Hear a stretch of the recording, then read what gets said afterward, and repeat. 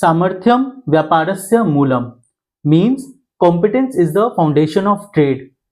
Trade, as we know, that it's the backbone of any economy, be it Indian economy, US economy, or somewhere else in the world. And that's why we have Mr. Ashok Venkatraman Bhardhwaj, sir. Hello, sir. Welcome Hello. to this channel. So he is a leader with over 38 years of experience in the top firms like JSW Steel, Mercedes-Benz India, and Tata Motors. Currently the director and CEO of Stallion LGSF Machines, he is driving innovation in the steel construction industry. An alumnus of BITS Pilani and IIM Ahmedabad, Mr. Bhardwaj is also a passionate educator at Premier Management Institute, including IIM Visakhapatnam. So let's begin with the different marketing strategy, what the B2B marketing strategy is going to be in present trend India for the Indian economy, or the vision of bridging industry and academia. So welcome once again, sir. Thank you. To this Drishti channel. So this channel has been started just to give the insights to the other management aspirants about what is being happening in the current industry trend. So can you brief us about your your journey towards how you came to this industry? Like you have the experience in different field and you came to this teaching field also. So what motivated you, sir? See, basically, I have been in the industry for corporate for 38 years and I've handled various functions. So in that process, I have learned quite a lot. I have experienced quite a lot of things. Then subsequently, I have been involved in running a startup as a founder.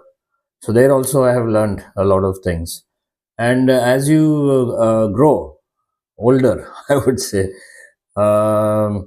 you also have a feeling of giving back to the society what you have got from the society. So presently, I would say I'm in the giving back mode, and academics being a strong point in my background, I thought of giving back to academics with my experience and background.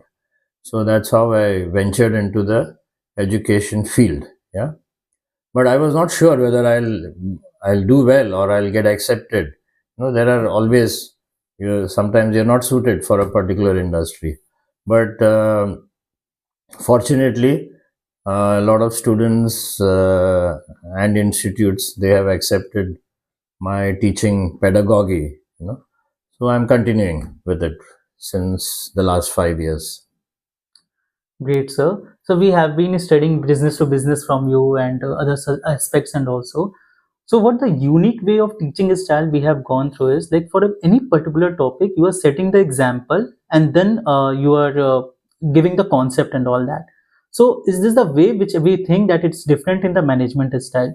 So what do you think is the current trend in the management and B2B business segment in Indian escape and the global aspect also, if you can enlighten us? See, if you look at B2B marketing, it has not got much publicity, frankly. Even in management colleges, when we talk of marketing, it's only B2C. There is no specific mention as such as B2B. Now, even if you take a subject like marketing management by Kotler and others, most of the time they talk of B2C. And then there is one small chapter on business to business marketing. So that is the kind of focus I would say it has got or it has not got in the management schools. But now with this initiative taken by IIM Visakhapatnam, and also there are other IIMs in India where B2B is a specific course being taught, B2B marketing. So with that, I think there is good amount of focus. And in my opinion, B2B marketing is very important for not only for India, but also for global trade, global businesses. Because one is the value of transactions in B2B are much, much more than B2C. The second aspect is, even if you look at the new age industries, which is e-commerce, retail, fintech, or you take finance, there is a lot of B2B element in it, apart from B2C. So it is essential that people understand what B2B marketing is, which is business to business. So that will give one is a wholesome development of the management faculty as such. And there are so many opportunities opening up in B2C. So management schools and students can avail of those opportunities, and that will also encourage institutions, companies to come to management schools and take students for B2B marketing. So there is a two-way traffic, and I'm glad that these initiatives are happening now. Yes, And I sir. have also been in my teaching career of last 5 years. Yes, sir. I've spent maximum amount of time teaching B2B marketing and of course strategy management. Yeah. Oh, great, sir. So, for the sake of viewers, like in a very brief, can you distinguish what is a like consumer have inside that what is B2B and B2C? But for the those viewer who don't know what is B2C and B2B is, can you just explain them in a brief? Yeah, primarily B2B is a transaction that happens between one organization and the other. Unlike B2C, which is from one organization to an individual. Yeah, so it is like B2C is many to one, whereas B2B is many to many. So when we say many to many, there is a organization that interacts with another organization. So that itself has a lot of new and different dynamics. It is just not one person who's doing the selling, or there is not just one person who's doing the buying. There is a group. So the group dynamics are involved. And if I'm selling, I need to understand how that group behaves or how that group purchases. These issues are not taught when you learn B2C marketing. Correct. There you talk more about positioning, aspiration, all that. And Consumer those perception. things may not be that important. While they are also important in B2B, they are not as important because B2B is more logical, more system oriented, more professional. So that understanding, I don't think people have in the academics especially and the student community, because in the past not much importance has been given to B2B marketing separately. It has always been marketing. Yes. And marketing has been B2C. So the B2B aspect has not come in the limelight. So here comes our next question. Like recently for one of our case competition and all that, I in the construction field, I was interacting with one of the Asian Paints dealers and all that. So what happened in the initial phase was like there was manufacturer, then again you have got wholesaler, then dealer, then retailer. So there were B2B transaction between all those. But what is happening right now, this retailer is directly communicating to the manufacturer, like Asian Paints head office in Mumbai. They are just putting everything order on the phone call and all that. So and they are getting the whatever the orders they have done within the lead time whatever they have. So do you think like if the gap like distributor and wholesaler is being eliminated in this present era like of IT technology when it's coming up, do you think you have any perspective on that? No, it is definitely happening with e-commerce. I mean, it's happening in a big scale. So it is not for me to comment whether it is good or bad, but it is happening and it will continue to happen and it will scale up. I mean, e-commerce is the biggest example of B2B transactions where an intermediary is more powerful than the supplier, which is normally it is a supplier who's more powerful. So it is the biggest example, I would say, of B2B, and e-commerce can open up a lot of opportunities in the B2B sector.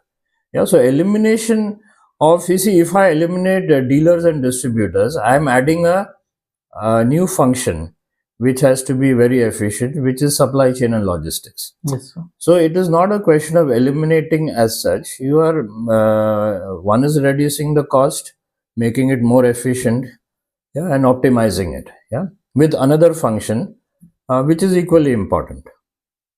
Yes, great. And so one more other issue, since we are dealing in the B2B, we are discussing about the business to business one. So when there is a global supply chain disruptions happen, like when we have some, let me tell you, there I was working in a very big project, and so some products was going to be imported from Italy and all that. Some supply chain disruption happened between Suez Canal and all that. So how you see these types of situations, sir? Yeah, these things are bound to happen today because geopolitics has become quite complicated. Yes, with new So, government. yeah. So, and it is, we cannot stop it. I mean, we don't have the control to stop it. There are a lot of issues in play. Just adding on, sir, what are the strategic resilient steps we should take in these type of? See, the only thing is you should build if it is supply chain and logistics, you should have a plan B. Not just plan B, you should also have a plan C in place so that if one route is disrupted, I can revert to the other route.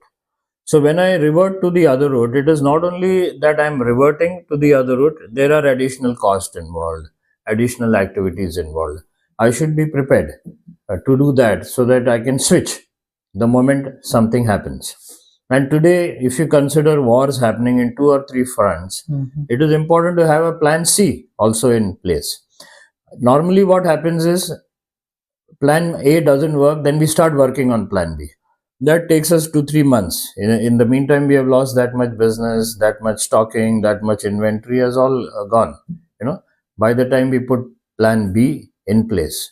But if you have a ready-made plan B, especially to do with supply chain and logistics, that can help us a lot, especially to take care of these geopolitical things. Yes. Because it's happening too often now. Yes, sir. It is difficult to say it won't happen again. It is bound to happen again and happen again and again. And what will happen tomorrow, no one knows, sir. Yeah, that is true. That is true. Yes, sir. No one knows, as in the two affected parties know it is going to happen. Like if I take the example of Russia and Ukraine, both of them knew they are probably heading for a war. Yeah, because there are other players also involved. But a country like India, we had no whiff of it. Suddenly it hit us. Not only like India, there are continents like Africa, like at Latin America. They are in no way interested or affected or in this, but they have got affected by the effects, in supply chain, logistics, food grain supply, oil pricing, inflation, even though they had nothing to do with the war, and the concerned parties are of no interest to them. So, in that sense, it is all this more important that we keep ourselves ready. So I have received various questions from many of the students. So one student just asked me, so what is the how you will just differentiate between B2B sales and B2C sales? Like they want to go from the placement perspective. So whether they should opt for B2B, B2C, and the person who has asked is he don't want to go to door and all that. He's just a bit of he wants to go in sales, but he don't want to go for door to door. See, door to door is a misconception, Yes, I mean, unless he thinks going into B2B marketing is going door to door, does he think it is like that?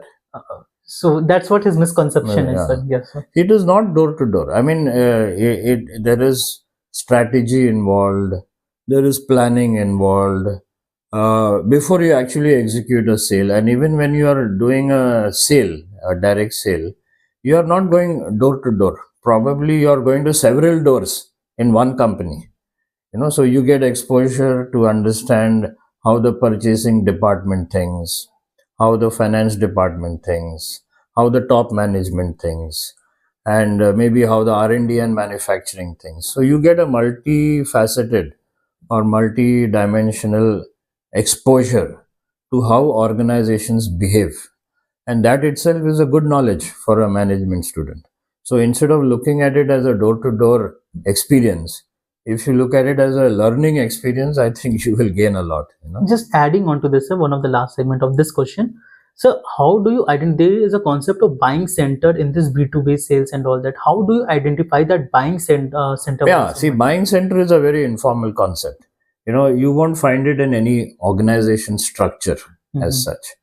If you're interacting with a company, you need to figure out yourself who this buying center is. Because depending on the value of what you're selling or the product what you're selling and the specifications, the buying center varies. Top management is of course involved, but the involvement of finance and R&D and manufacturing, they all vary depending on what your product and what your concept is, So buying center is something that as a person you have to figure out in an organization.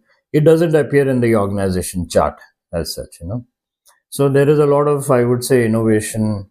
Any example from experience that you have? Like, No, see, if I take the experience, of course, from my earlier company of Mercedes-Benz, where there were a lot of institutions or a lot of corporates wanted to give their top management high value cars, not only as a reward for their performance, but also to make them feel good, to improve the branding of the company, and also to make them feel safe when they travel, with so many issues.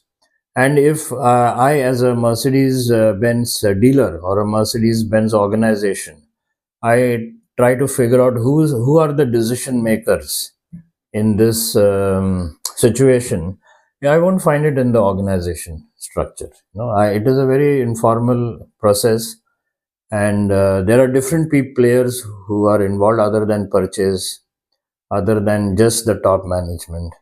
So it is an interesting thing to explore and see how decisions are made for specific products. And it is not only Mercedes-Benz car, even if it's a high-value machinery and equipment. It is for me to figure out who are the players. It can be somebody who's influencing, somebody who's the gatekeeper, who has a lot of information with him, but he's not the decision maker. There are somebody who takes the decision, somebody who is the user. So all these guys are different people. So it's for the person to figure out this. And that is itself is a very interesting experience. yes, sir. Yeah.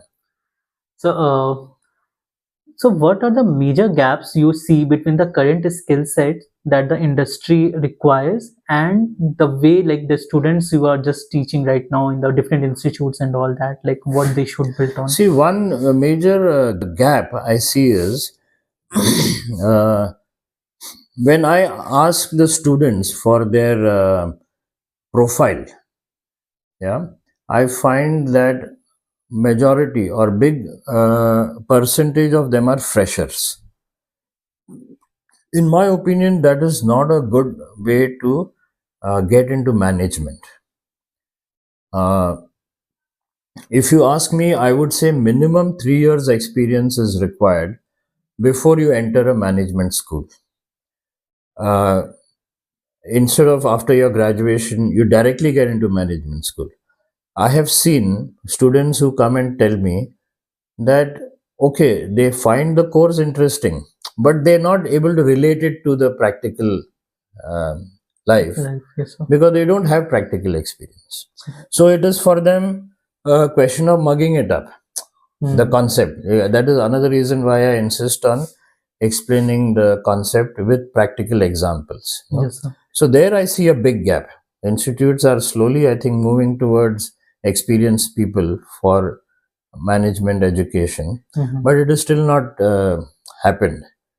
Strictly we should say 3 years experience is required, and I think that is how it is even globally.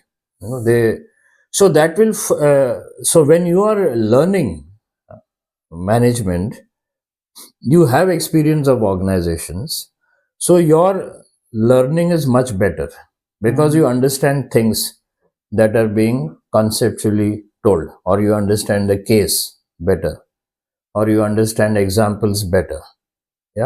So you are able to implement those concepts also better when you are moving out of the management school after completing the education. I think this is one area where I think all the schools should address on an urgent basis. That's great, sir. And one more thing, like recently CAT 2024 has happened, and now after some time some interviews will be conducted and they will be included in the IIMs and whatever the institute they want to go. So what do you think, like the basic skill set they should possess? As one you have mentioned they should have experience and all that. Apart from that, like on which they should give their interviews? See, and all? the basic gap, I would say, which organizations look for when they employ people is the knowing doing gap. Like, I might know a lot of things, but I may not be able to implement it. Correct. I may not be able to execute it. Like, I have a lot of ideas, but I don't know the way to execute it because I don't have experience doing that, which is what we term as the knowing doing gap. And organizations expect you to fill that gap when you join them. Otherwise, if you expect that the organization will spend 2-3 years training you so that you understand what is practical life, and then you get into the mode of decision making and execution, then there is a time lost. And that is one more reason why I say people should enter management education with experience. Yeah. And knowing doing gap is a big thing in organizations. Correct. If you are able to join an organization and start performing from the day one that you get employed, then the organizations are also very happy with the institute. One is the experienced intake. Yeah. The other aspect is in their education curriculum, they should try to implement this knowing doing gap. So the projects should be aligned towards more practical. The assignments they give should be more aligned towards implementation and execution rather than just the conceptual portion. Yeah, so in this way, not the assignments that are given can be more practical oriented. Where even the question papers, you design more of cases, more caselets, rather than giving conceptual questions. So the student is forced to think how to implement, how to execute, how to take things forward. And if the organizations receive such students, they will be happy because they can start becoming productive immediately when they join. Correct, sir. So this is the last question. Yeah. So as a management student, and as we see you in the class, so and you have, like, you are currently as a director and so working there also. You are managing different institute and teaching also. So how you are managing all these things at this particular retirement and all? Because this is a source of really inspiration for others also who think after 60 we have to just retire. Yeah. You see, essentially it is when you are in the giving back mode, or when you put yourself in that giving back mode, automatically you become a bit selfless. You try to give more. Expectation to get is not there. In corporate life, it is a bit different, and it's like a kind of a rat race, or what you say, you expect things when you do something. But when you reach a particular stage, then it can be 60 or 55, or depending on each person, that age can come at different points in time. So once you're in the giving back mode, you're not expecting things much in return. So then you are able to handle, like I'm running a startup. Yes, sir. I'm doing some consultancy whenever possible. And I'm devoting a lot of time towards academics and teaching.